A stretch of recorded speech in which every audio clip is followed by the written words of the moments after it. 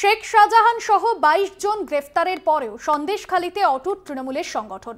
সরবেরিয়া মাছের বাজারের পাশে আকুঞ্জি বিল্ডিং এ তৃণমূলের নতুন দলীয় কার্যালয়ের উদ্বোধন হলো। উদ্বোধন করলেন সন্দেশখালীর বিধায়ক সুকুমার মাহাতো সহ তৃণমূল নেতৃত্ব। সঞ্জিত রয়েছে আমাদের সঙ্গে।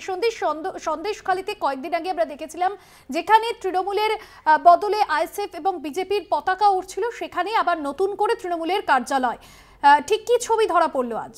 দেখো, সন্দেশখালী কাণ্ড নিয়ে জানো এর মধ্যে রাজ্য রাজনীতি একটা আলোচিত নাম। সেখানে কিন্তু বারবার রাজনৈতিক একটা নিয়ে রীতিমতো শাসক বিরোধী তজ্জা লেগে রয়েছে। এর মধ্যে বারবার তুমি জানো শেখ শাহজাহান, শেখ আলমগীর সহ জিয়াউদ্দিন মোল্লা সহ 22 জন ইতিমধ্যে গ্রেপ্তার হয়েছে।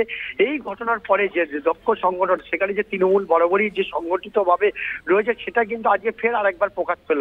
গত 48 ঘন্টার আগে যেটা দেখা গিয়েছিল যে শেখ শাহজাহান যে মাছের আড়ত, যে সরবেরিয়া কলকাতা বাসন্তী হাইওয়ের পাশে মাছের আড়তে তৃণমূলের পতাকার সঙ্গে বিজেপি পতাকা লাগাচ্ছিল। তারপর তার 24 ঘন্টা পরে আইএসএফ কর্মীরা সেখানে পতাকা লাগাচ্ছিল। আজকে কিন্তু একেবারে সরবেরিয়া যে আকুঞ্জি বিল্ডিং রয়েছে, বিল্ডিং এ দলীয় একটি কার্যালয় অর্থাৎ তৃণমূলের পার্টি অফিস উদ্বোধন হলো, যেখানে তৃণমূলের প্রার্থী যেন শেখ হাজিনুল ইসলামের সমর্থনে সেখানে এই সংগঠনের কাজ করবে। বরাবরই অটুট সংগঠন, অর্থাৎ শেখ শাহজাহান গেলেও যে সংগঠন যে অটুট রয়েছে, সেখানে কিন্তু আজকের এই পার্টি অফিস উদ্বোধনের মধ্যে দিয়ে কিন্তু সেই ছবি দেখা গেল। বিধায়ক সুকুমার মাহাতো সহ একাধিক তৃণমূল নেতৃত্ব আজকে এই পার্টি অফিস। একদমই সঞ্জিত, শেখ শাহজাহানের গ্রেফতারের পরেও যে এখানে তৃণমূলের ঘাঁটি রয়েছে তেমনটাই স্পষ্ট হলো আজকের এই দলীয় কার্যালয় উদ্বোধনে। ধন্যবাদ তোমায়।